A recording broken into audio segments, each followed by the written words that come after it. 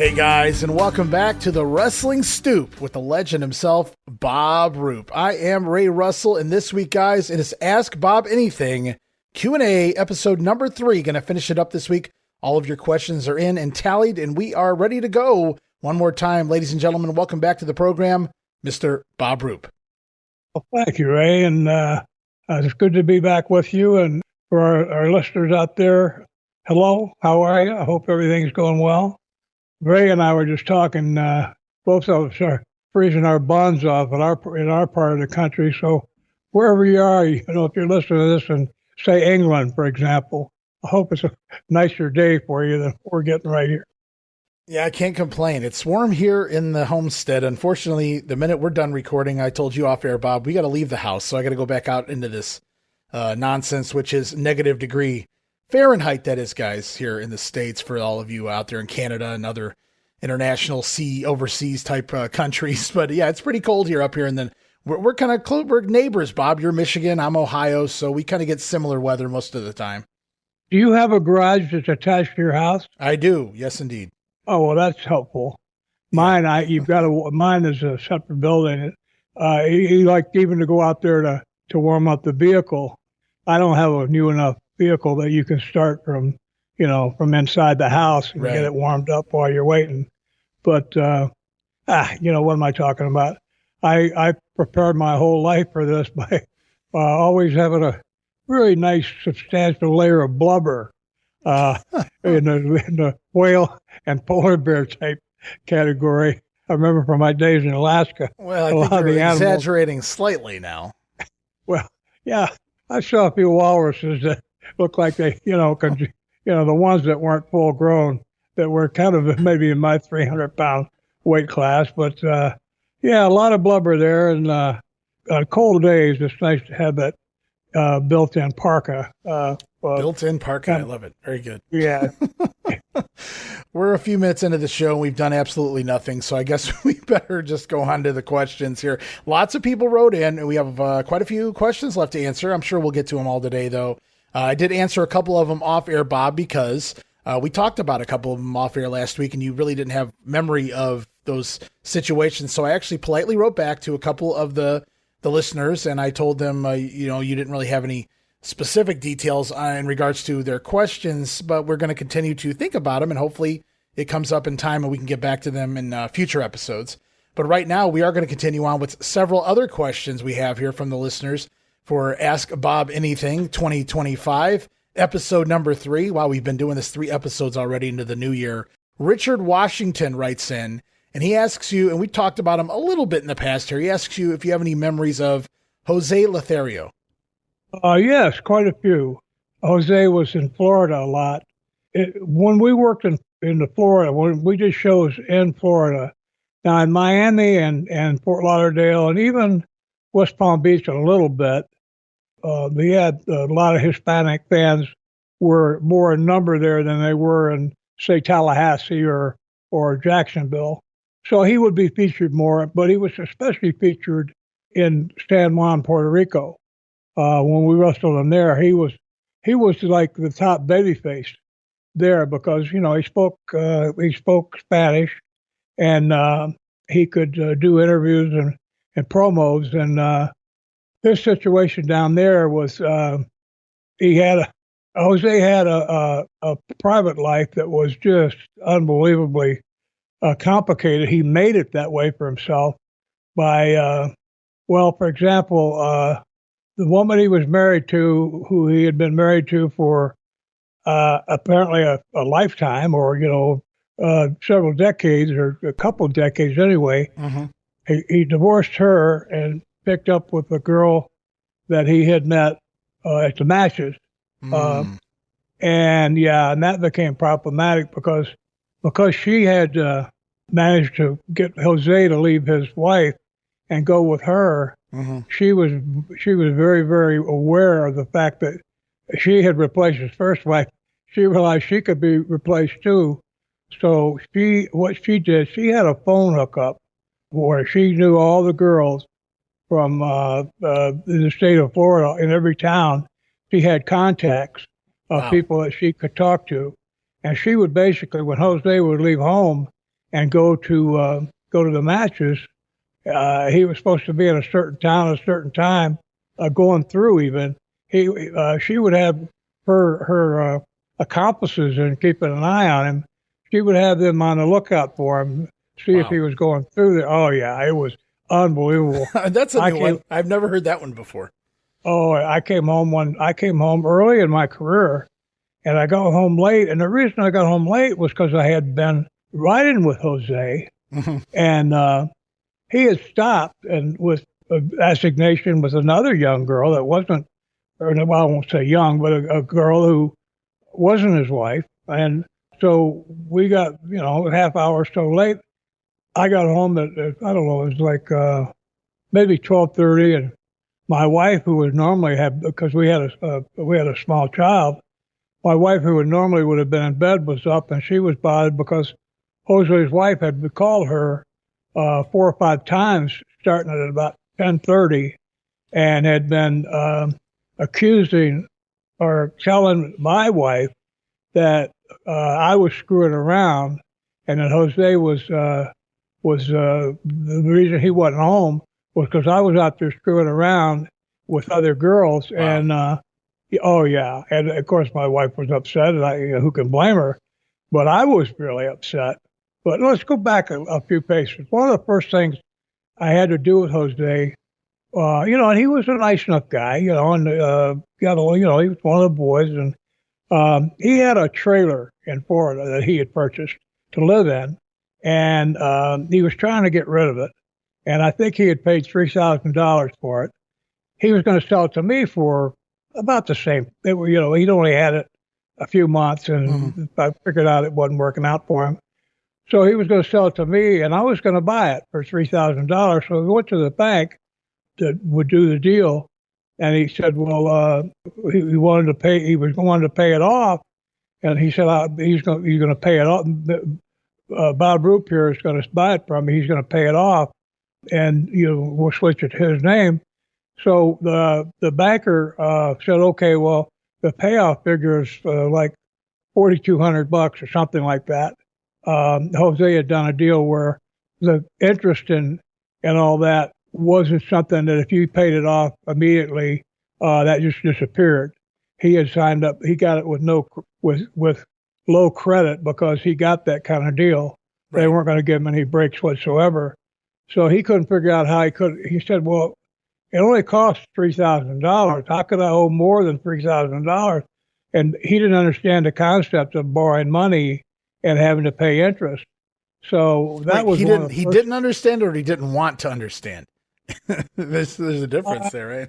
I really don't think he understood, because he embarrassed the hell out of himself in front of the banker. Oh, okay. How can I? He was trying to get mad. How can I owe you, $1,500 more than I only paid $3,000? How can I owe you $4,500? So right. That deal, of course, I immediately walked away because I wasn't going to pay that for it. And then everybody knew, it was common knowledge that he had he didn't just have a girlfriend in Puerto Rico. He had a woman that lived in Puerto Rico. I'm not sure if she was, I'm pretty sure she was born there. But of course, being Hispanic, they could speak in Spanish, and she spoke English too. I stayed in an apartment with him a couple of times. He'd had a child by her. So when he went to Puerto Rico, it's like, here comes Daddy, and they weren't married, but the woman knew that she knew that Jose was married, and she accepted that deal at first. But after I remember he played a vicious rib on me one time. We went to his apartment, and he said he was ribbing me and taunting me about drinking tequila. And he wanted to have a drinking contest with tequila. And what he did is he got these, a bottle of tequila, he got these little shot glasses that were like brass or something, where they weren't clear. They weren't glasses, they were metal. And you couldn't see, you couldn't see. What he was doing was, I was sitting lower than him, and he was filling up the glasses, and he would hand me mine. They weren't glasses, the little containers. And they'd hold a couple of shots, I guess. he would go to fill his. Well, he wasn't drinking his, and I was drinking mine, and I got I'm not wasted, but I shouldn't. That's the first. I think it's the only time I ever drank tequila straight, and I did it because he was teasing me about it, and I fell for it like a mark. I remember I got sick. I couldn't fathom the thought of to go to the bathroom. I had to go through. Now I was staying at his girlfriend's apartment and sleeping out on the couch. And in order to use the bathroom, I was going to have to, like, to go in and throw up. I was going to have to go through their bedroom to go into the bathroom. So I went out onto the porch, and we're up on the 10th or 12th floor, way up there. And there was a balcony, I mean, a small one, 4 feet wide and right. and 6 feet long. And I went out and I puked over that. And I was very fortunate that nobody happened to be walking out the front door, because the front entrance was directly below where I was. And, I didn't puke on anybody, but that's one thing I remember. Not too fondly either. That was not my kind of rib. I didn't appreciate that kind of rib. I don't like ribs for people who get sick or hurt or anything like that. That to me is not funny. But I do remember a couple of incidents. Now, at this time, the hijacking of planes, it started after the '72 Olympics. People hijacking planes and flying them to Cuba. They would make demands, and Fidel Castro would allow them to land there. And then they could make demands for the U.S. government or whatever. So they were really, they had started having air marshals on the planes to keep them from being hijacked, especially down there in Florida. We were on a plane one day coming back from Puerto Rico, and I don't know why he did it, but he opened up his jacket and he showed me he had a .38 pistol on him. I don't know how he got it on the plane. Right. And I don't know why. He had to be out of his mind. This happened over a period of years, but I happened to be there. We were working a show in Fort Lauderdale, little National Guard armory. It probably seated the most. It would seat, maybe 1,000 people. Usually it wasn't usually full, but, it was an intimate little place, but you didn't make any money there. As a wrestler, if you certainly did. The promotion might have, but I remember one time I was running a show, and I had worked, and I was out in the parking lot, and Jose came out of and I talked about the girlfriend, the jealous girlfriend, right. The one that she's his new wife. She's not his girlfriend anymore.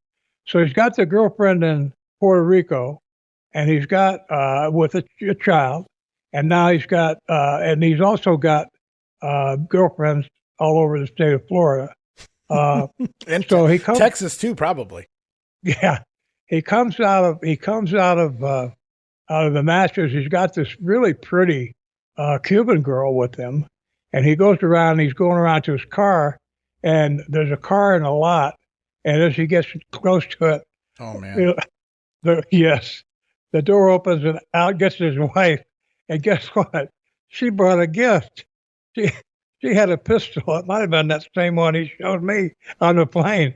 She had a pistol in her hand, and she threatened to shoot him and the girl right there. I'm watching this from about 25 feet away, and she started, like in the movies, where the cowboy movies, where the heel cowboy will start shooting into the ground to try to make somebody dance, by shooting at their feet. Yeah, oh yeah. Well, that's what she started doing with Jose.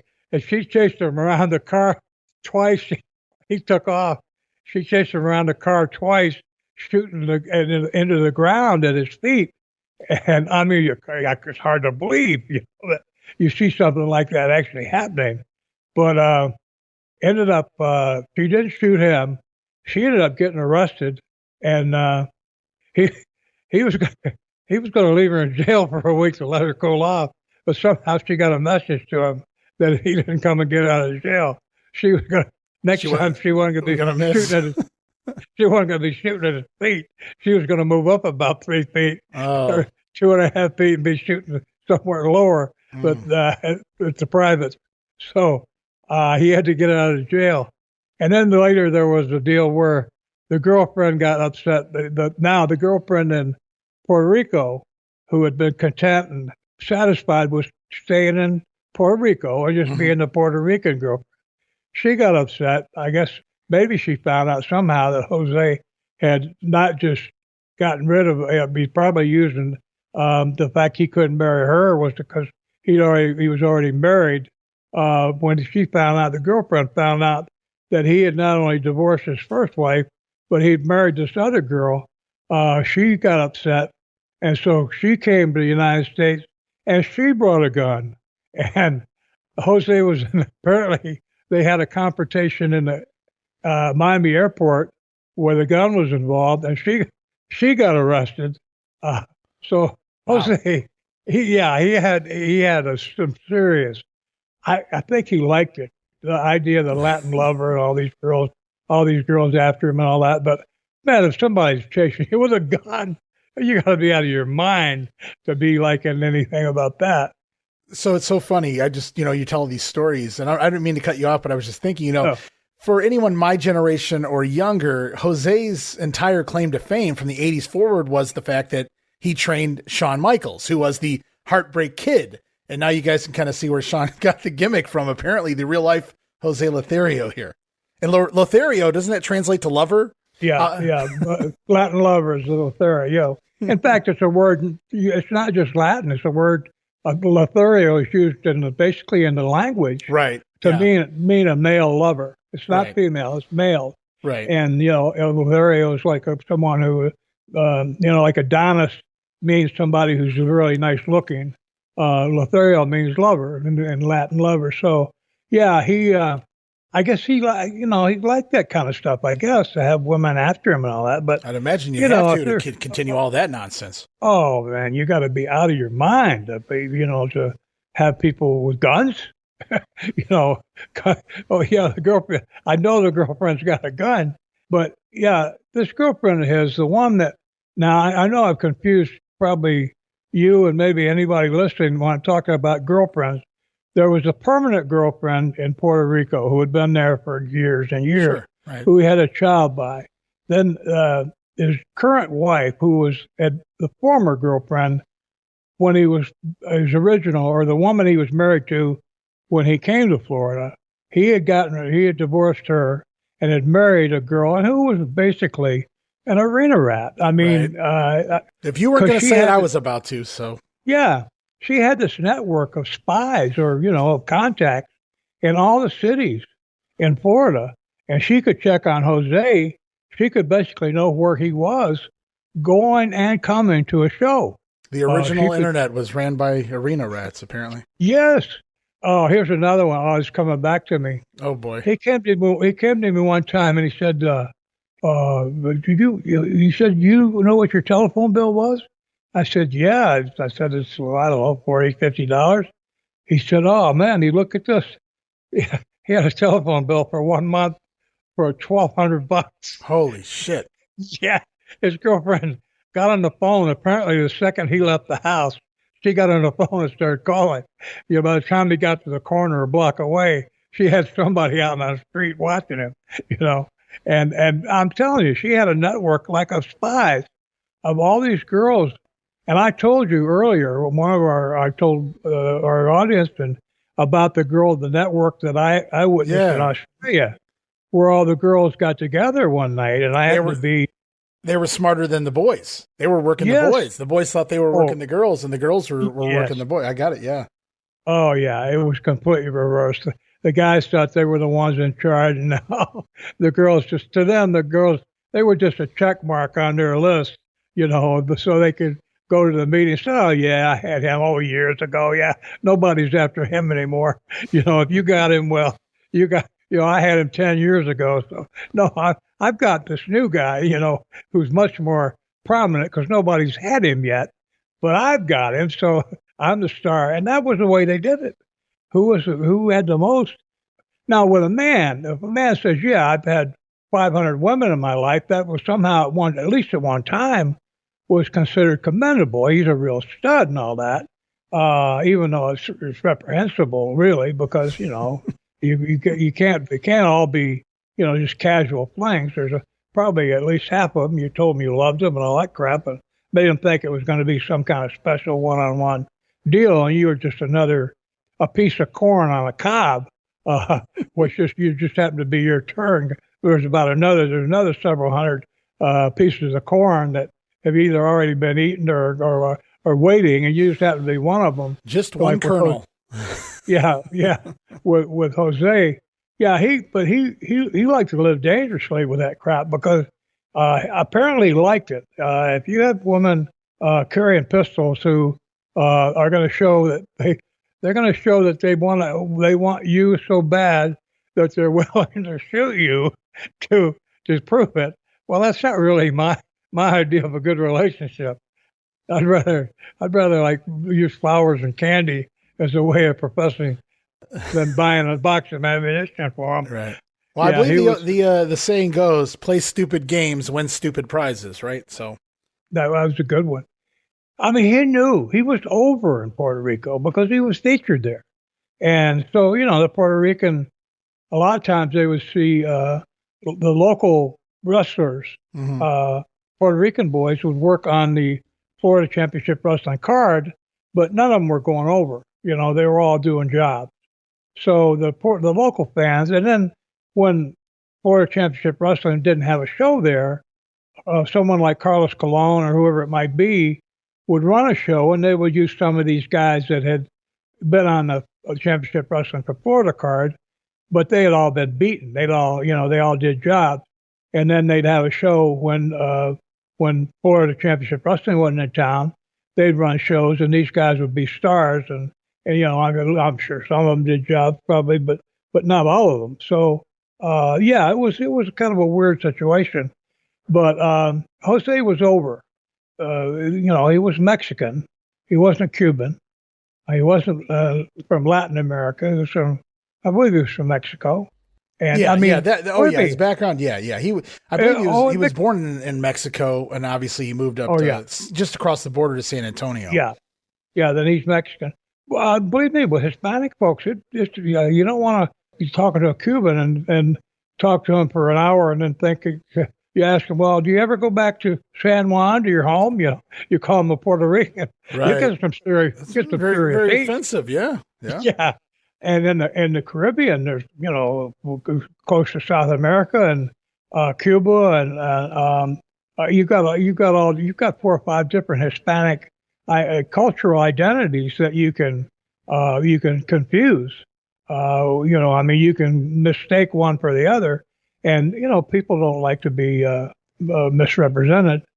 There is a certain stature among the Hispanic cultures. Right.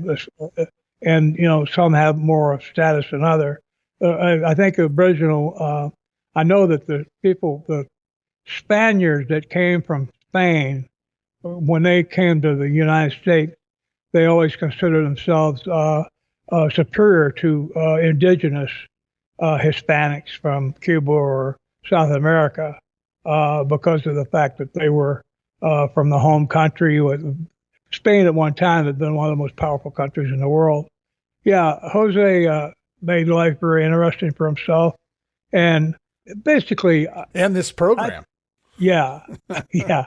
Well, again, that idea of him running around the car with girlfriend arena rat number 1. Now wife number 2, chasing around the car, shooting in the ground, and then he actually called me. Well, she was in jail, and he didn't want to get her out. He was afraid to get her out, and he said, "What do you think I ought to do?" I said, "Well, I was already pissed off at him for his girlfriend, his wife, calling my wife, right, and saying that the reason that Jose was late was you. Because I was having sex with somebody, and that's what he would do. Was he would use Jack Briscoe, and I rode with him, I think, twice. And after that, we never did it again. But he would use us as an excuse to be late. And, we'd be with him, and he'd say, "Hey, do you mind if I need to stop over here for a minute? Do you mind?" And we'd pull over there. Well, he'd go in a place. He'd be gone for a half hour. And, you're waiting, and finally he comes out, and sorry, yeah, blah, blah, blah. Well, that's what he was doing. He had a girl there that he was going to see and, have a brief assignation. Wow. I think it's translated a quickie, but he liked to live dangerously. Let's put it that way. Sure. Maybe Sounds that's like part of the Lothario type part of your reputation, as you have women, going crazy about you. Well, he took his gimmick very seriously, right? Apparently, and you know what? He was good in the ring, Yeah. but he didn't have the import like in Tallahassee, even Jacksonville. He didn't mean anything near to what he meant in South Florida. Gotcha. It was the same thing with whoever we had wrestling on top in Bahamas. They could be a big star in the Bahamas and mean absolutely nothing, and in Miami, but mean nothing in like Tyree Pride, right? Tyree Pride, yeah, Yeah. that's what I was thinking of. Well, all right. He could draw, in Puerto Rico, but you take him up to some little spot show in Tampa or in Florida. If you had him as the main event, he wasn't going to draw a dime because there were very few Hispanics in a lot of those little towns. So, but yeah, Jose was like to live dangerously, and he provided some amusing moments. But he's welcome. He's welcome to keep those to himself. I couldn't imagine living like that, wondering if I'm going to get to my apartment and there's somebody waiting in the parking lot. Is going to get out of the car with a gun in their hand. Mm-hmm. No, thank you. Or my wife's waiting right inside the door with a gun in her hand because of something that somebody told her over the phone. Although, of course, I wasn't foolish enough to have any guns in my house. I wouldn't be married to that kind of wife anyway, or that kind of person. Yeah, that's all I can think of about for Jose. That was plenty enough to start with. Now, if you get more of these stories pop up in your head, be sure to let me know weekly. We'll definitely come revisit this anytime because, wow, that was some good stuff. I want to thank Richard for writing in and asking about Jose. We talked about him in the past, just here and there briefly, but that was a whole new can of worms, so that was fun. Yeah, well, thank you. Who'd you say was Stephen? Richard. Thank you, Richard. Yeah, that question opened up. It's like these memories are just like in a filing cabinet. They're like folded. That cabinet. And yeah, and when you pull it out, sometimes you go in there, and the folder has got one sheet of paper in it, and some of them are like an inch thick. Well, Jose's was had had a magazine. He had a short novello in there. We'll take it. Under his behavior. All right, we got a few more names to run through here before we get into a couple other questions as well. Now, I don't know if you really cross paths with this man very often, if at all, but Mike Dubois wrote in and asked about your memories or at least your thoughts on the Destroyer, which was Dick Beyer, who was out of Syracuse, out of college up that way. And, of course, he was a hell of an amateur. And I think he went on to train and coach and broke some guys into the business. I think Mike Rotunda may have even trained under him, if I'm not mistaken, because he was from up there in Syracuse as well. But so Dick Beyer, the Destroyer, he spent the majority of his career over in Japan, wrestling on top, very successful, wrestling for the JWA and later working to help Baba build the All Japan promotion throughout the 70s. Do you have any thoughts or memories of Dick Beyer? Yes. When he was in Japan, I went to Japan a couple times, several years apart, and he was there both times. And it wasn't just that he was being featured. He was like wrestling he was a babyface. Most of the foreign wrestlers were healed. Mm-hmm. He was working as a babyface. He had gotten over so strong there. He actually had a show. He had like a variety show that he was host for. I actually watched it a couple of times. It happened to be on the weekend when I was there. Mm-hmm. And it was like Ed Sullivan. I don't know if anybody remembers Ed Sullivan's shows. He would have he had the Beatles one. He had Elvis. He had Elvis one time. He had the Beatles one time. That's what Dick's show was like. He would have different performers on, and they would be talking in Japanese, so I didn't understand a lot of what was being said. But he was the host. And now, how did that work? Did Dick's speak Japanese that fluently that he could host it in Japanese, or was there like a translator there with him? How did that work with Dick hosting an American hosting a show in Japan?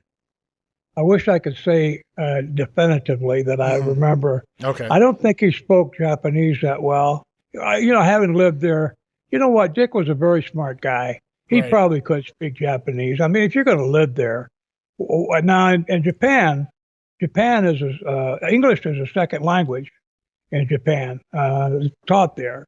Most Japanese citizens or inhabitants are conversant in English because it's a second language. Japanese is first and English is second.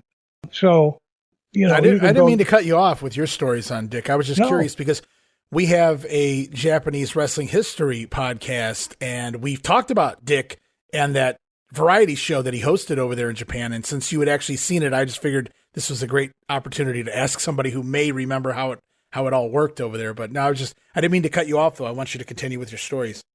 No, he was. I was impressed because obviously, at that time, you didn't have the crossover yet.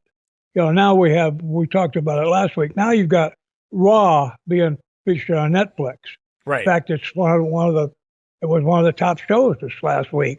Number one on what they're promoting in terms of attraction.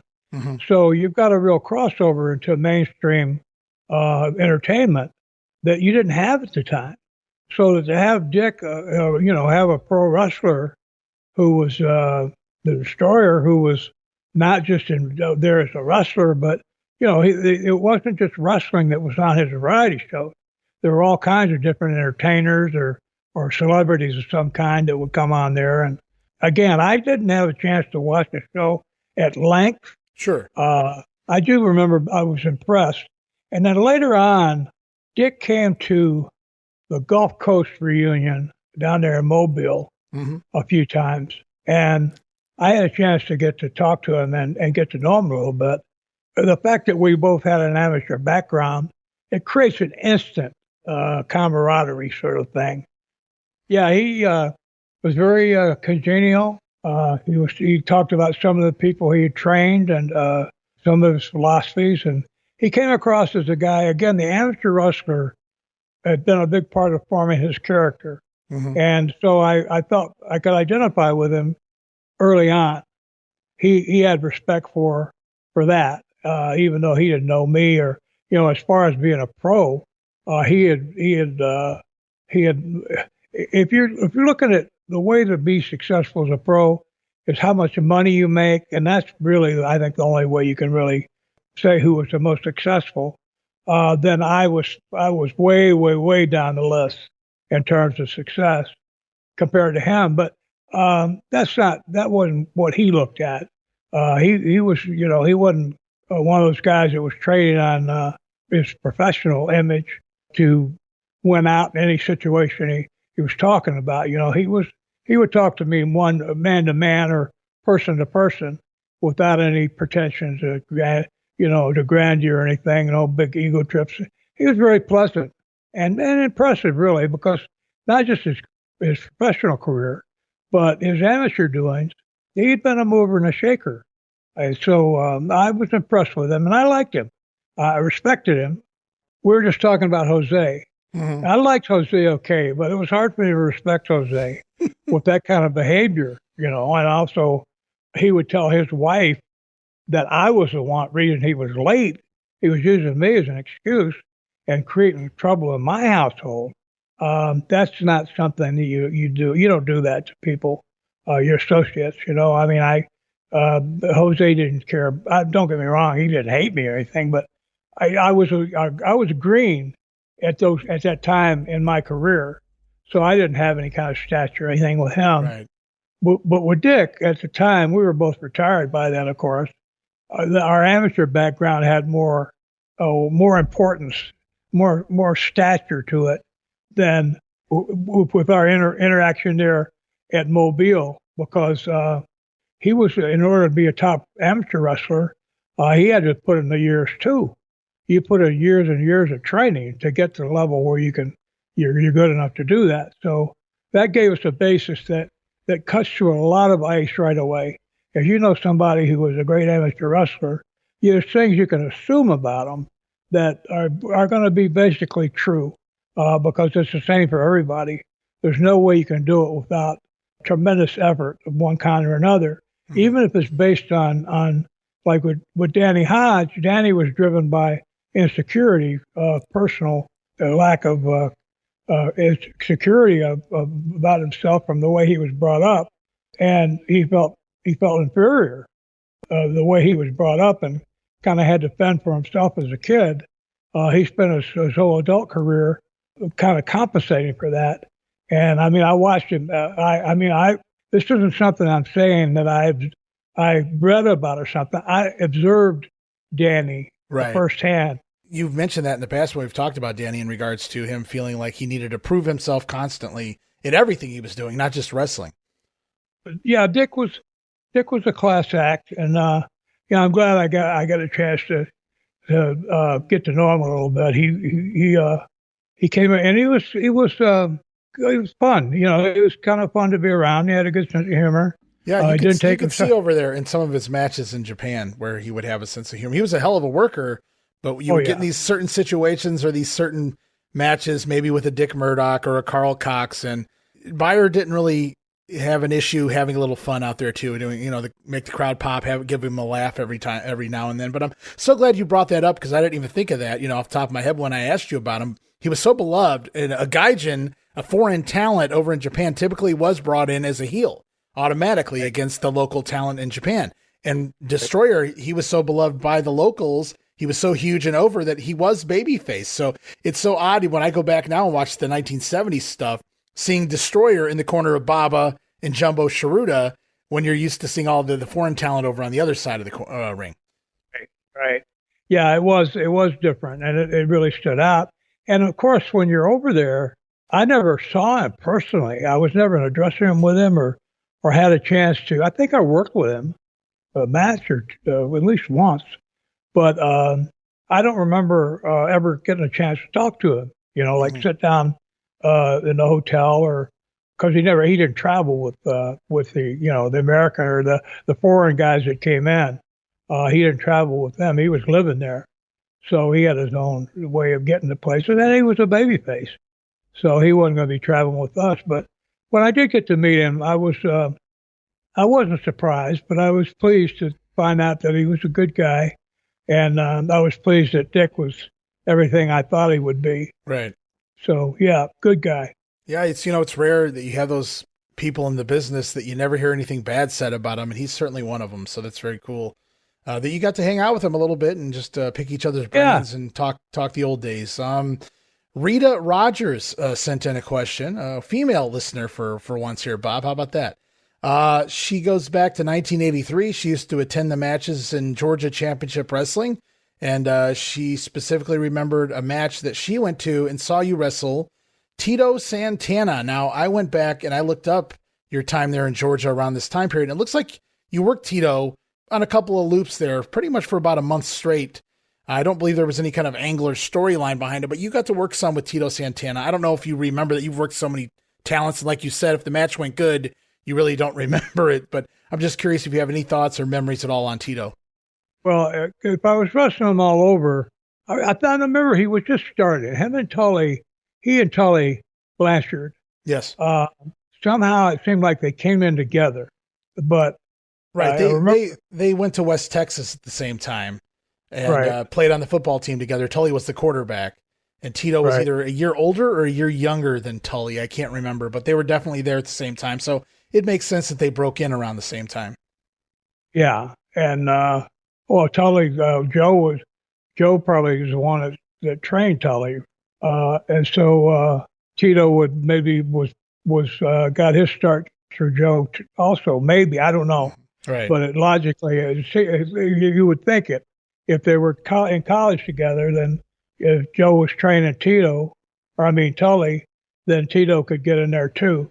But I remember he was just getting started in his career. Mm-hmm. And he was a nice looking young guy, good shape, physically able, polite. I don't remember any interviews he did, but he was. I wasn't surprised later on I saw he got with the WWE, and he got a good run up there.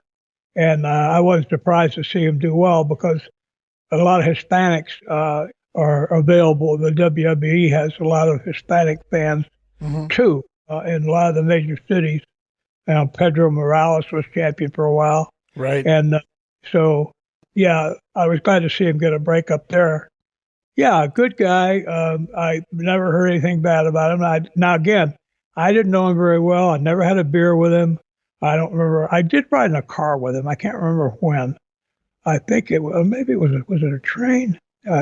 Anyway, but nice young guy. Again, I didn't know him very well at all. Mm-hmm. Well, it's amazing though what fans remember, right? Somebody's writing in and they remember specifically a match that you had over 40 years ago in the, with the exact opponent and everything. So and I did do a quick look up here of your matches with Tito. In the tag match, there were some tag matches where you teamed with Ole and you guys actually would do some jobs for Tito and Ray Candy, but any instance where you worked Tito one-on-one, it was you going over.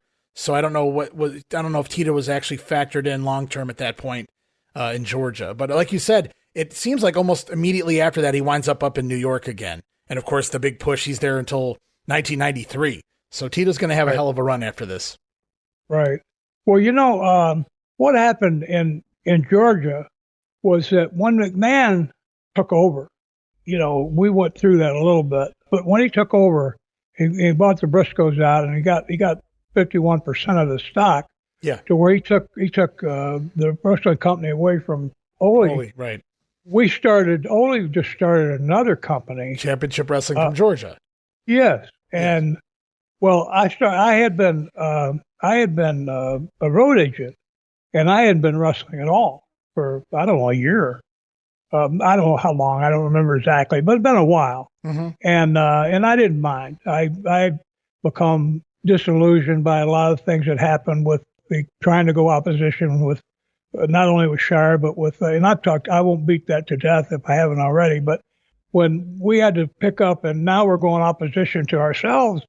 The company that Ole was running is now being run by somebody else. I started working again because we needed. But you needed bodies, and I had been over as a heel, so I went back to work. So I could see where that might be the time when if I was going over they were trying to get me over so I could help draw some money.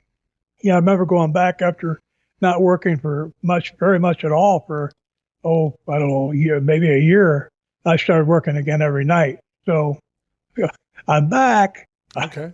I didn't want to be, but I was. Yeah. Well, that's a good setup actually for the next question because it works into that. You come back and you have to work some in 1984 is when you're referencing here.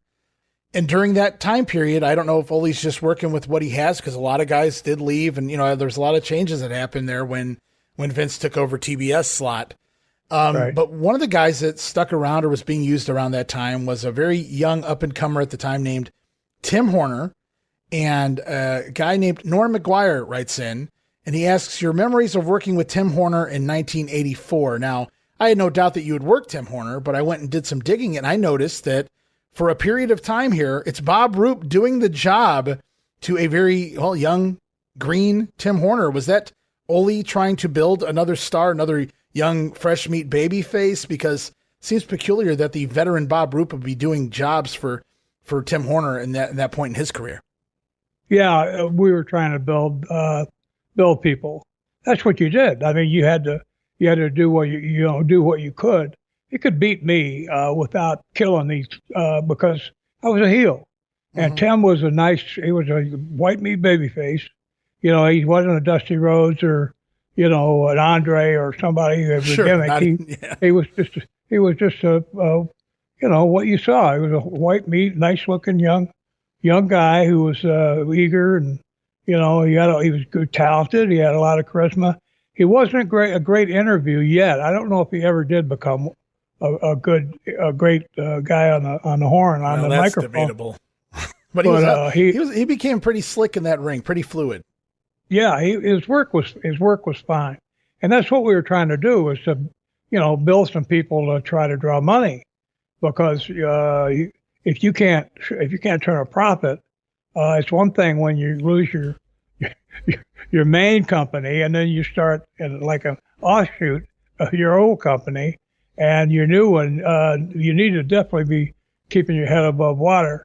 Mm-hmm. I don't know if Ole was willing to put his own money into keeping that thing going or not, but I think just by being on, Ted Turner wasn't. I doubt very seriously if he was charging Ole for the time slot. Well, I mean, Ole eventually gets absorbed into Crockett and becomes one of the original members of the Four Horsemen. So not that he needed that money, but I think he did okay. Well, the thing was, when you're someone like Ole, who definitely valued being paid for his efforts, right? Because he was, with me, every time I was in the office, he was there. So he had 6 kids, and a home and 6 kids, and he was in the office all the time. So he was definitely paying his dues in terms of what he was giving up and to make the kind of money he was making. Now, he was making top dollar. There might have been an individual like Hulk Hogan or somebody who was making more money than Ole, but Ole was making money from a variety of different places that he could count on being there even after his personal popularity, say as a worker, died out. He had several kind of irons in the fire. Plus, he had bought a lot of property, and I was thinking about him the other day, and he bought a bunch of property. He bought a property that he paid, I think, $10,000 for, and he had a sawmill, and the property had he told me the property had $30,000 worth of lumber on it. So that was the kind of way he knew how to make money. He also told me a couple things. I had never been in the stock market. One time, my sister had been invested in. She got my brother and my mother to all go in together, and they all invested in penny stock. And I didn't. I don't know if I didn't have the money or if I didn't want to, but I didn't go into it. And between them all, they lost $76,000. Holy cow! The penny stock went down to below a penny, and the stuff's supposed to go up when you buy it, not go down. Right. So my brother lost $30,000, and after that, I said, well, I don't think I'm too interested. If my sister, who seemed to know what she was doing, can get in that and get busted, I don't think I'm interested in getting involved in the stock market. But always showed me a way that you could make money just by, I don't know what to call it, a put or a push or something like that. Mm-hmm. You could pick up $1,500 in like 15 minutes. Oh, wow. Anyway, yeah. Pretty clever. He was a smart dude. Yeah, he was. Oh, man. Hey everybody, Gene Jackson here, inviting you to check out the Retro Wrestling Review, where each week I'm joined by some great co-hosts who help me review classic episodes of USWA Championship Wrestling, and right now we are doing week-by-week reviews of 1993. But we don't just do reviews, sometimes we get a chance to interview some of the people who were there and lived it, plus do watch-alongs. It's a lot of fun, so check out new episodes that drop every Wednesday at WrestleCopia.com, and to find links to everything associated to the podcast, you can go to USWApodcast.com. Hey guys, Ray Russell here, curator of the WrestleCopia Podcast Network, inviting you guys to listen to many of the programs here as part of the WrestleCopia brand, including, but not limited to, the Wrestling Memory Grenade, currently covering the 1988 and the WWF project. You can also listen to the Regional Wrestling Podcast, where we talk the territories. You can also listen to the Wrestling Stoop with the legend himself, Bob Roop. But that's not all. You can also check out the Pro Wrestling Academy with the professor of Pro Resu, Mr. Dan Ginnity. Dan and I go back in time and cover the history of Japanese professional wrestling in the English language. And you can listen to all of those shows and more, all part of the WrestleCopia Podcast Network, located over at WrestleCopia.com. That's WrestleCopia.com, and anywhere your podcast streaming needs are met. And while you're at it, why not subscribe to our social media guys for all the latest goings on here at the WrestleCopia Podcast Network. Plus, I'm constantly adding old school video clips and pictures from throughout wrestling history. You can follow us over on X, formerly Twitter, at Wrestling Grenade. That's at RASSLIN Grenade. Also, follow and like me, Facebook.com/Wrestling Grenade. And why not subscribe to YouTube.com/Wrestling Grenade? And of course, now would be a fantastic time to become a WrestleCopia patron over at Patreon.com/WrestleCopia. That address again, Patreon.com/WrestleCopia, where you get so many gifts, including all of my insanely detailed show notes for every episode of The Grenade Show, Regional Wrestling, and the Monday Warfare podcast. You'll also get early access to a lot of the podcasts here on the WrestleCopia brand, where you can listen days and sometimes as much as a week earlier than the rest of the listeners. But that's still not all, guys. You also get at least a dozen digital downloads for your viewing and reading pleasure each and every month, plus random bonus video drops, and of course, the Patreon exclusive Watch Along series covering many past WWF and WCW events. And if that's not all, videocasts, also now a part of Patreon. No subscription, cancel anytime. Give it a try for a month, guys. I think you'll like the content that I offer, and every penny of it goes right back here into paying the bills. So if you're looking to support that next up-and-coming podcast brand, please consider making it WrestleCopia. Help me pay some of the bills to keep the WrestleCopia podcast network and all of the great shows here up and running for the months and the years to come. This is Wrestling Nostalgia, the podcast that dives into wrestling history. Hey, wrestling fans, I'm Dave Dynasty, and if you enjoy podcasts that are knowledgeable and history-driven, then Wrestling Nostalgia is for you. With great guests and fun interviews, there are over 200 episodes in our archives. We chat with several first-time guests and often cover topics not discussed on other podcasts. Look up Wrestling Nostalgia on your favorite podcast platform and visit all of our links at linktree/WrestlePod. That is linktr.ee/RASSLEPOD.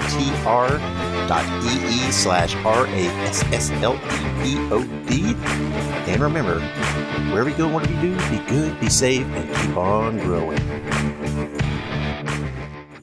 Oh, we got a couple of good questions.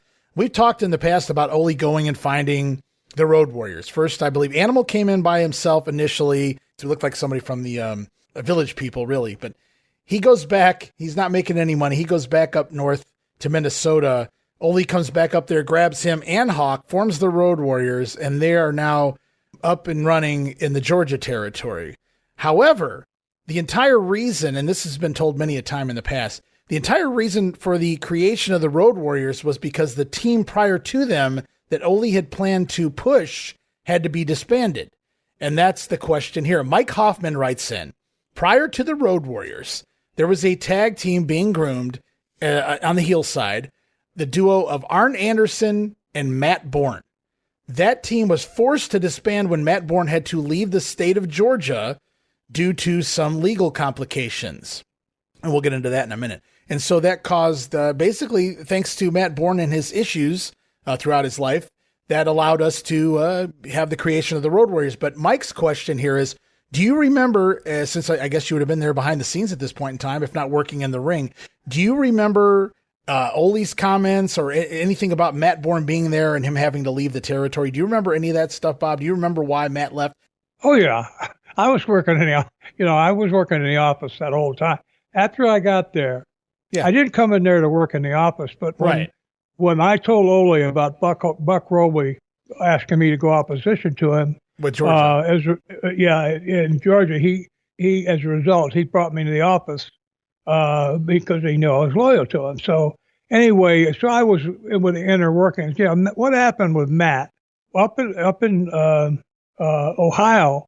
Every other week we went to Ohio for a week, and then next week we were back in Georgia, and they offered two weeks a month in Ohio, a week in Georgia, a week in Ohio, back and forth. And that was basically it for, ad infinitum. But Matt got in a situation where one older woman brought charges against him about her daughter. She had an underage daughter. She had a picture of Matt and the daughter in a hotel room, and she brought charges against him. And they arrested him in Ohio and put him in jail and kept him. And I happened to be there one time when he called the office and he talked to me, and Ole was tied up with something. I was talking to him. Matt says, "Hey, Bob," he says, you got to get me out of here. He says, "I'm going crazy."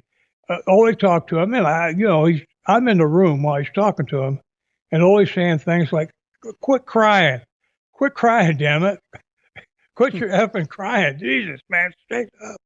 And Matt was just saying, "Oh man," I guess he was scared shitless because he was in jail with some fairly nasty characters. Sure. And here he's this big pro wrestler, and this guy, believe me, I've been in situations where some of the people, they don't have to be big and nasty looking, but they're there and you don't know why they're in jail. They might have murdered somebody. Maybe that's the reason they're there. Right.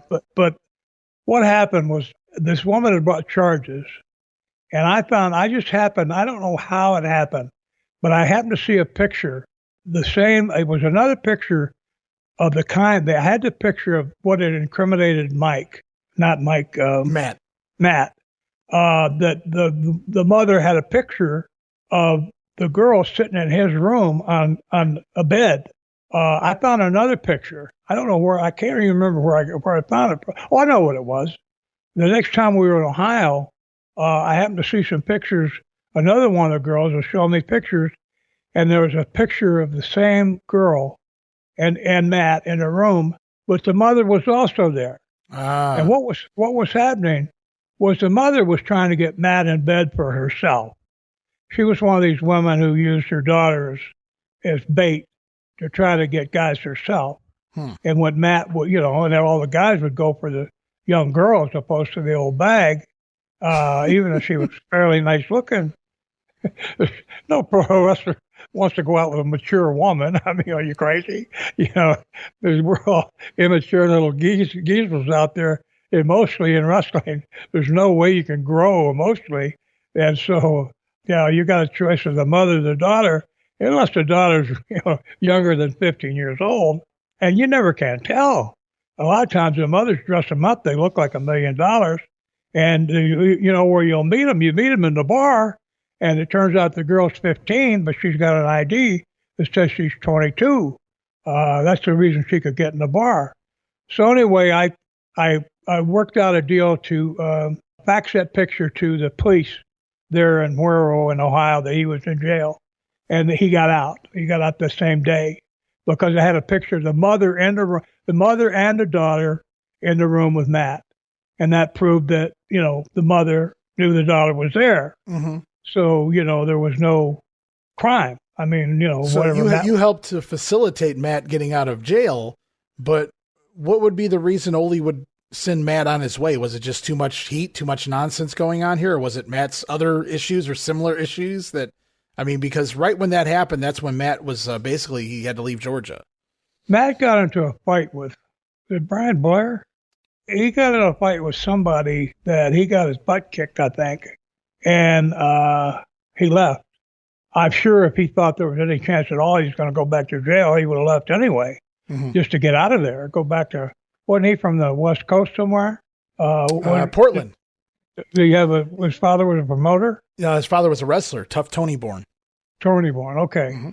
I remember he got out of jail. I don't remember seeing him, but I heard he got in a fight with somebody. Okay. I can't remember who it was. Well, I know Arn Anderson was discussed Matt in that time too. I haven't listened to it. I know it's on his podcast that he's done, and it's likely out there on YouTube too. I can go check that out. We can kind of reconfirm that. Maybe Arn will remember what the fight was about or who it was with. I'm sure Arn wasn't happy because that was one of his earliest pushes in the wrestling business. And, they're going to get the moon, right? They're getting pushed to the moon there as the next big heel tag team on TBS, and then they have to change it. And luckily for us, the Road Warriors were, birthed out of all of that. But it all started with Matt Borne and all of his many issues that he would have for decades to come, as covered in the Dark Side of the Ring on Matt's life. Yeah. Well, I haven't seen that. I'm going to have to look at it. Matt was, but Matt and Arn, now they would have been good. Although I think Arn was a step above Matt in terms of having charisma. I don't remember Matt's interviews. I don't remember if they were good or not, but the Road Warriors, the way they hit, I mean, they were instant. Oh yeah. I don't know that anybody was going to be more over than the Road Warriors. No. I don't know who you could have gotten, even two established guys. Yeah. That people, because one of the things that got them over was that they appeared out from nowhere. Yeah, Absolutely. Here they come, and they're completely different. They go out there in about 2 minutes. They kill. They do 3 or 4 moves that look like every one of them looked like they could have killed the guy. Yeah, and literally. And they make short order. I mean, and it was done really, really, really well. And Ole gets credit for finding the guys, but Bill Watts had a big part in getting them over. I think Bill was the one that suggested the haircuts. Oh, okay. For some reason. Well, they did have their look changed. When they started, they were in that leather and whatnot, and it was, a few weeks later, all of a sudden they had the haircuts, the face paint, the spikes and things of that nature. Darth Vader type crap. Yeah. And I think Watts had a lot to do with that. Just from what I remember. But did they get over? I mean, geez, you talk. I mean, I was their babysitter for the first 4 or 5 months, and they needed to babysit some of the biggest names in the history of wrestling, from Lex Luger to the Road Warriors. Well, yeah. Well, Lex was never a problem, right? But these guys worked their gimmick in public. They were you talk about crazy. They would go out and they would go into a 7-Eleven and they would get in there and they would start acting like they did on TV. I mean, they wouldn't beat each other up, but they would get in arguments like they were going to get in a fight. And they were working, but they scare the crap out of people. Can only imagine. You imagine 2 guys that size start having a heated argument and they're right behind you in line. And you're the one that waiting to get your Slim Jim taken care of and your Coke, and all of a sudden these 2 monsters behind you are barking at each other. You just put your Slim Jim and your Coke down on the counter and slide out of there while you're still alive. I used to watch them. I would stay in the car in case I had to come in and drag them out of there, and I'd watch them inside and watch their behavior, and because they were so. Can you imagine them? Joe Laurinaitis, Animal, right, had already had a taste, and he had been a failure, or he had less than success, right. So, but he knew what it felt like to not get over, and all of a sudden, you're not just talking about just getting over. All of a sudden, you're over. You're not getting over. You are over.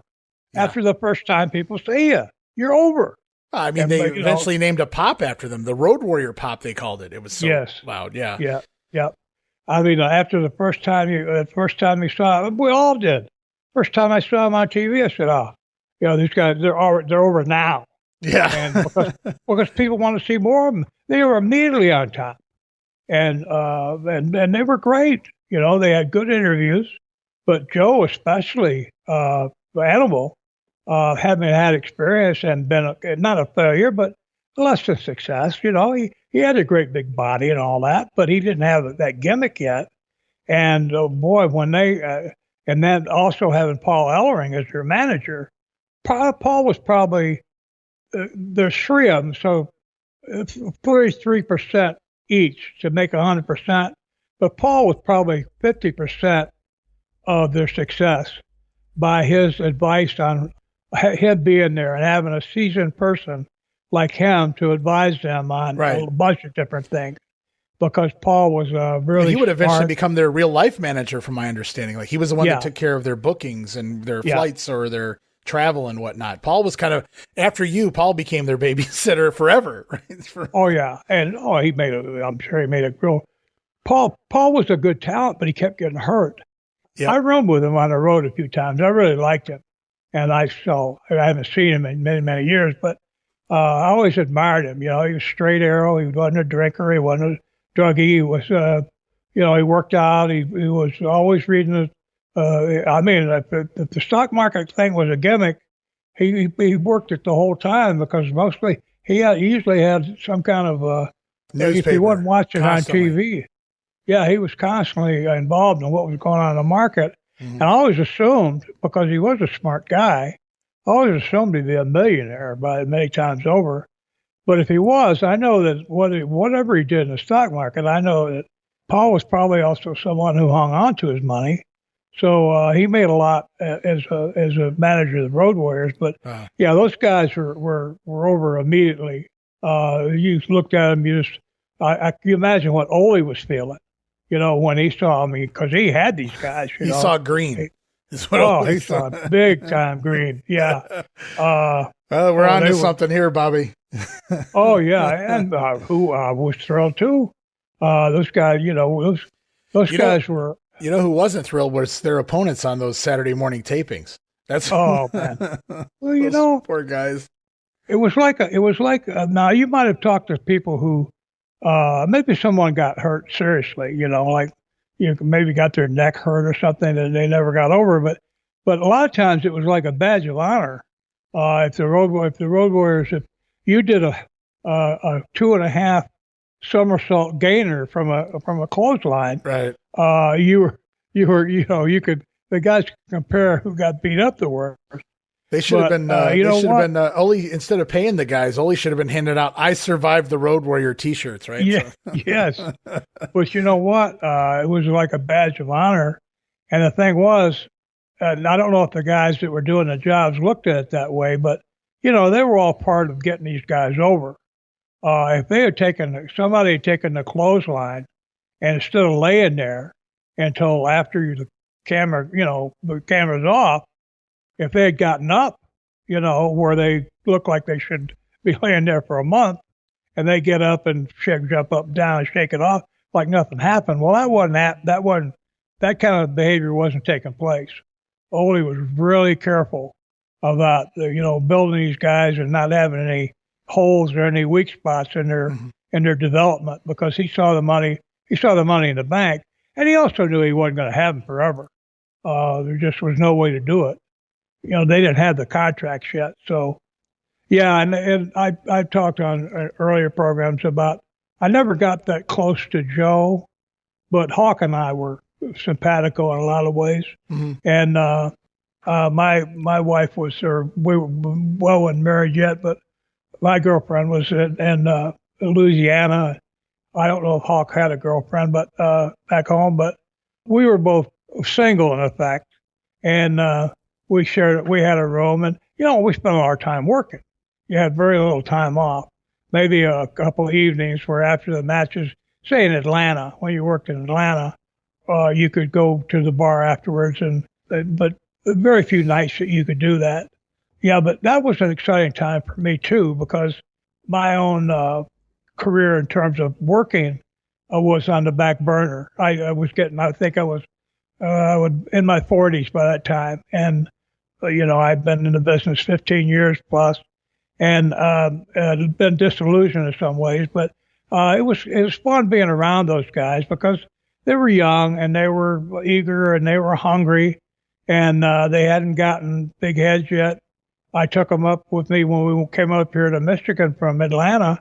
One time we stayed in Port Huron, and my brother was a cop, and we stayed at his house, and they slept he had a basement that was developed, but he had a couple of beds down there, and we stayed there so we could avoid having to pay for a hotel. Mm-hmm. And they didn't mind doing that early on, but it turns out both of them were allergic to cats, and my brother had cats, and Lansing, bad Road Warriors, allergic to cats. If all of those opponents had just known, bring a cat to them. Yeah, in Lansing, we stayed at my sister's house. She had a couple of cats. Those guys were always sneezing and scratching and whatever, but they weren't spoiled yet. They hadn't. Wilson. Mm-hmm. There was that movie years ago, "Was Success Spoil Rock Hunter?" Success hadn't spoiled them yet. They were still eager and hungry and experiencing the ride, and those are heady times. I mean, just being like an adjunct to it, just being kind of along for the ride myself. Although in a central place, I was kind of their babysitter for a long time. Not just in public, but I told a story about them one night in the Omni. They got into a beef and they wrestled each other in the dressing room and got front face locks on each other and wouldn't let go. Neither one of them would let go, and they did that 4 or 5 different times, had to be broken up. You had to protect them against themselves in a way. So, Right. but they again, the good guys, both of them gone now, and rest in peace, guys. I like that we could always work Road Warrior stories in any time. So. Oh yeah. It's funny stuff. I love it. Allergic to cats. If the opponents had only known back in the day. Well, we got. I'm going to try to work 2 more questions in here this week, Bob. Okay. One of them is from Rowdy Roddy Griper. He says, at the end of 1984, Ole Anderson and Georgia formed a brief alliance with Jerry Jarrett in the Memphis territory. Gordon Solie even went to Memphis and did color commentary alongside Lance Russell, which is true. Talent was also exchanged. This went on for a couple of months at the end of 1984, and it abruptly ended without explanation as the new year began. And I'm going to back up Mr. Roddy Griper here, if that is in fact your real name. We're covering Memphis 1985 over there on my Territory podcast.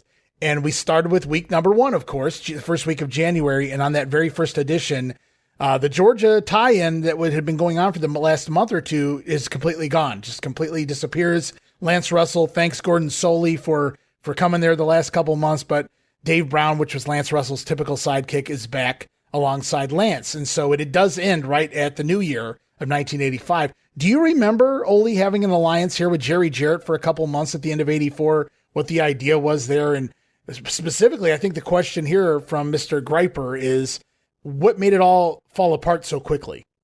No, I don't. Okay. But I'll tell you something that comes up in my memory was that after Atlanta with Ole, when I went down to Florida and I got the book down there, so we're talking about 86, 87, Gordon was still going over there and working with Lance Russell because he would come back on Wednesday. He would get back in the office. No, I think the show was Monday because on Tuesday he would get back in the office and he would come up to my office. I had a little room. We'd call it an office. It looked like a big closet. But I had a desk and all that, and it was a booking office, and that didn't matter. You could do the booking anywhere. You didn't even need to have an office. But he would come up there and sit on a couch, and I always had a bottle of rum, a half-gallon of rum in the desk. And many times I would, Tuesday, right, because we had the Tampa show was Tuesday night, and I would stay up there working until it was time to go run the show in Tampa. And a lot of times by the time I left, Gordon had drunk himself into needing a nap, let's put it that way. So I would go to the matches and run the matches, and I'd come back to the office, and a couple of times he was still there. I had to figure out a way to get him home. But, but he was coming back from working with, I'm pretty sure it was Lance Russell. I don't know exactly what he was doing, but it had to be some kind of commentary or whatever, because he was doing it. I'm not sure what that would have involved. I'm going to do some digging into that and see what that might have been about there in the mid '80s, because I know Gordon does not come back to Memphis. So there may have been something else going on there. I don't think Gordon was part of that Pro Wrestling USA thing, but that would have also been over with by this point in time that you're talking about. So I'm going to do digging. Maybe we can answer that more next week into what was actually taking place there with Gordon in that time period, because that's piqued my interest. So that was a good question. We don't really have an answer for it, but there may be an answer out there somewhere. So we'll do some digging and try to come up with something for a later date. I did want to get this last question in here from William Jett. I promised to do. He wrote in 3 questions, and we got also Ron Kirkman wrote in 5, and we answered 2 of those. So we're going to have some leftover questions for both of these guys. I figure we can just answer them at the back end of some of the upcoming episodes, just to kind of fill in some time. But I wanted to get at least one of William's questions in here on the program. And he said, could you please ask Bob, what was your biggest accomplishment in professional wrestling and what was your biggest mistake? Now, I can have an idea of what your biggest mistake is, but I'll let you answer the question. Well, biggest mistake is trusting wrestlers with my confidence. After it happened, I sound like a bitter old man here, but I'm not. I'm very happy. I'm glad I'd be where I am today, and everything that happened in the past was a step in getting me where I am right now today. I'm a happy guy to be sitting here talking to you and sharing our stories with our fans out there. So I don't look at any of this as bad news or horrible or whatever. It was all part of what got me here. But I do remember that I was very, very disillusioned about that time in terms of the wrestlers themselves. I didn't feel like I could trust the boys. Having been a booker, when you're the booker, a booker, you can't be buddies with the talent. Right. But you can associate with them, but you can't be like buddies. And you really shouldn't. If you're rooming with the guy, you really should move out and get your own place. My biggest regret was trying to do opposition in Knoxville. It left such a bad taste in my mouth the way it all turned out. Everything that happened after that it put kind of a. I heard an expression one time. It's like it had to do with people getting Alzheimer's. It's like with their family, it takes all their memories that were in Technicolor, it kind of turns them into black and white. The memories are kind of tainted because the person they're remembering is not there anymore, although they still are. They're still alive. But you don't recognize them anymore. Well, I felt in a way, I felt the same way because my attitude about the business and the people in it had changed quite a bit. I didn't feel like I could trust the boys to be stand-up guys, do what would be in their best interest to try to have a union. And so that was my biggest disappointment, I think. Mm-hmm, mm-hmm. And then biggest accomplishment is the way it was worded. Kind of tough, huh? Yeah. Well, was there like a big show? Was there an arena you were proud to say you worked? Was there a wrestler where you were like, I know you weren't like a giant pro wrestling fan growing up, but was there somebody where you got in the ring and like, man, I can't believe I just worked so and so? Any of that? Would any of that have been the biggest accomplishment, or was it something more? Well, one from just on the surface, wrestling in front of 250,000 people in Baghdad for Saddam Hussein was by far the most noteworthy because of the fact that Saddam Hussein was a recognized world leader, who ended up being hung for his crimes against humanity. Right. But that's surface stuff.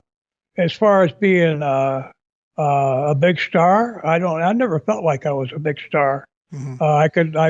I always usually had one of the major belts in whatever territory I was in, but only temporarily because I was a heel. And a lot of times you can't keep the major belt. The only belt I could keep for a long time as a heel was the Florida Championship belt, which it depended on if your heel was a wrestling heel, you could get away with put the belt on it for a while. That might be my biggest accomplishment was being able to go to Florida and get over down there and stay over for that year that we were talking about. Right. Work. I had forgotten all that, and it wasn't through going. In fact, I never remembered it because it wasn't until you and I went through it systematically, like step by step, that I realized that year or two down there. I'm wrestling all the world champions and world title matches, and all the big stars, the Tarzan Tylers, and all that kind of thing. I'm wrestling all these guys and going over. That was, I say, accomplishment. But I didn't do anything except, by being there, by having the background, being legitimate in terms of having a legitimate background and being pushed that way. Looking at that now, I feel like that was an accomplishment. Now, the reason that it was being done is there's nothing admirable really about it. They were trying to develop a racehorse that could, run a bunch of races for them and make them some money. It was like Ole and the Road Warriors at the end of the day. I mean, yeah. I'm not saying you were at the level of Hawk and Animal and Overness, Bob. I understand. No.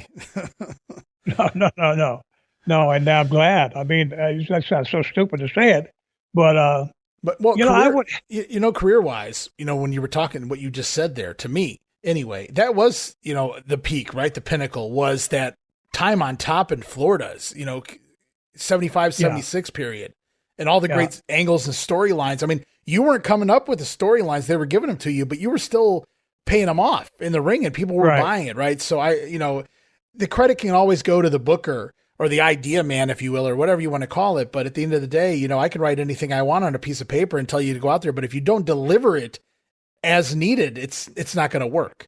Exactly. Yeah. I think that getting that development for whatever reason, it was, Eddie Graham and I weren't in the same place, emotionally and psychologically, but Eddie had a lot more interest in developing me as a talent and a moneymaker for his promotion than I did. I've said many times, I wasn't in the business for the money. I wanted to travel. But, the way to travel was to become noteworthy, where you could get booked in Australia and Japan and different places, and your name meant something. So you could travel. The way to travel is not where you buy tickets to go to Japan, where Japan sends you tickets for you to come there and to come and to pay for you to get back home. Right. That was a perfect way to travel. That was, I would say, the part of my career that I enjoyed the most was traveling, and it wasn't just so much meeting people, although that was part of it.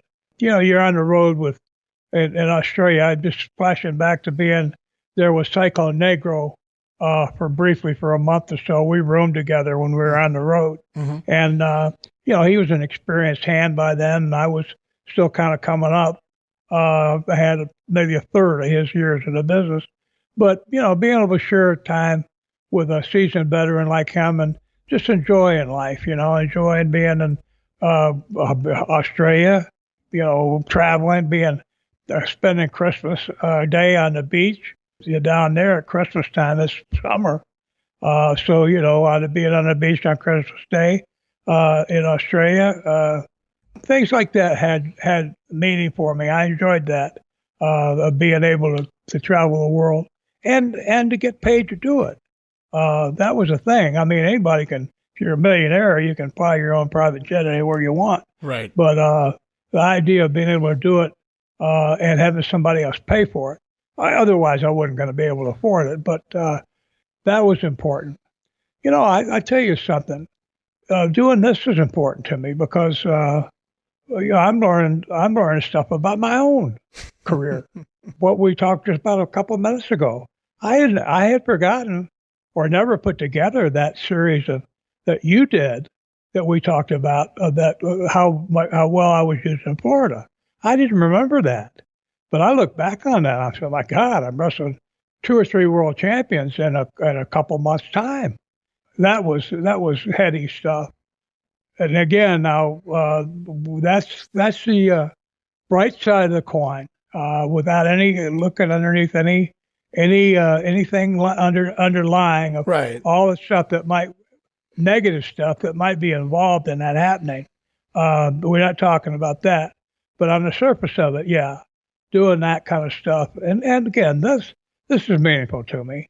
I mean, it's not making me famous or anything, but it's nice to have my memoirs out there in the public. For example, well, I'm not a famous person that you say Hulk. People say, oh yeah, Hulk Hogan or Rick. Oh yeah, Ric Flair. Or, Roddy. Oh yeah, Roddy Piper. But I wasn't in that class. But I had my own little niche, and I did things that some other people didn't do. Sure. In that sense. No, I think sometimes fans become disenchanted when they ask the wrestlers of yesteryear, if you will, their fond memories of this or what was that, because they look at it from a fan point of view and they're getting a wrestler's point of view. You were in the same locker rooms with these guys. You knew these guys inside out beyond just being in the ring with them. So you weren't necessarily in awe. And it's kind of changed over time because fans became wrestlers. Whereas in your era, I don't know that a lot of the wrestlers started off as fans, right? Necessarily. And so it's a little different in the way they look at things, but at the same time, you can go back and it's okay now to look back and say, hey, I worked Johnny Valentine. I got sent down to Amarillo and didn't even realize they were pushing me to the point where I was beating up all 3 of the Funks. One of them was the world champion. They had me maiming their father. I was getting ready to, go into this long feud with Terry, and I didn't even know what the hell was going on. I said, I just want to go back to the beaches in Florida. I'm so green to the business. I didn't realize I was, so, I got to work Madison Square Garden and go to Iraq and Australia. You got to work for 3 promotions in Japan, not just one of them, but you worked for, what was it? The JWA, the end of it. And then of course you worked for New Japan and All Japan. So you worked for all 3 of the big Japanese promotions throughout that time period from the beginning of the 70s to the end of the 70s. You got your opportunities to do, you got to book, you got to be on top with the Junkyard Dog. You got to work with Dusty Rhodes. You had that big run for a couple years right in the middle of the 70s in Florida. So there's a lot of great accomplishments that you can look back and say, yeah, but on the, that's just superficial to my career. That's fine. But as a fan, I think that all of that, any of that, you could pick out and say, yeah, any of that was great time. It was good stuff. And so, that's me answering this as a fan for you. If the way we're looking at it. So there's just a lot of great stuff to pick out of there.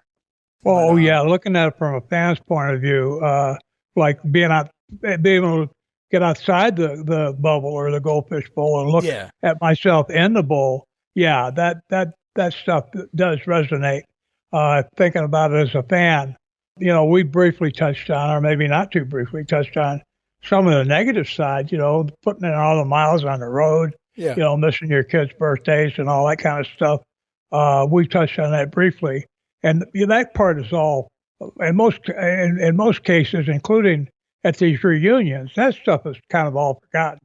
People are talking about what you saw out there what the shows and what things look like, not really what was really going on. Right. That maybe, maybe you overcame to even get to a show. You had to have a trip to the emergency room and have somebody drive you while you lay in the back seat. Just to walk in and make an appearance. You didn't even wrestle. What people remember, I saw Bobby. That's right. He had that broken knee. He was in a wheelchair. But I saw him right down there at ringside. Yeah, I remember I went up to him and spit on the back of his head. Yeah, I remember that. And what that doesn't entail was me getting to that where they saw me. All the effort that went into that.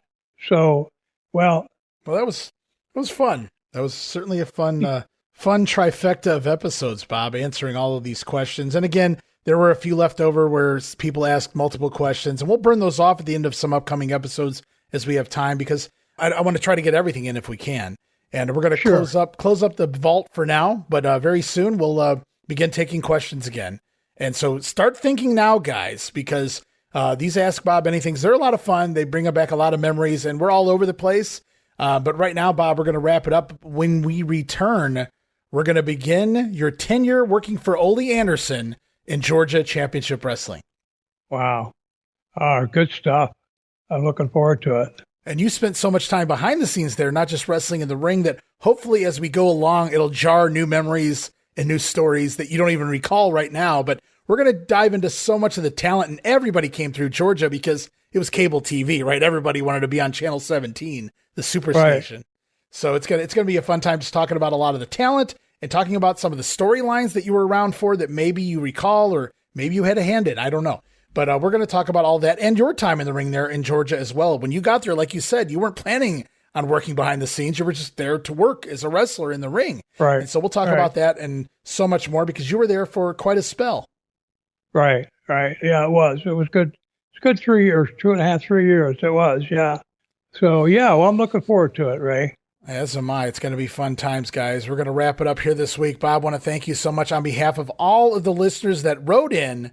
I want to thank you for answering all their questions to the best of your ability. Sometimes you're a little hazy, but in general, man, I think you opened up so many news stories that we didn't even see coming, and we touched on so many talents. Last time around, I remember there was a couple of stories in the last episode where we weren't even talking. It just kind of opened up a new floodgate, Dick the Bruiser and things like that. And this week it was some more Road Warrior stories and mixed in. So it's always a good time. And I just appreciate you doing this for us all. Oh, well, thank you. Well, we're doing it, Ray. We're in this together, and I really appreciate it. And again, it wouldn't matter what you and I are doing if the most important members of our group, which is all our our fans out there, or the people listening to this. Maybe they're not fans, but our listeners. Without them, this wouldn't mean much. So, yeah, I want to thank you, and I want to thank anybody out there for tuning in, sharing this time with us. It really means a lot. I appreciate it.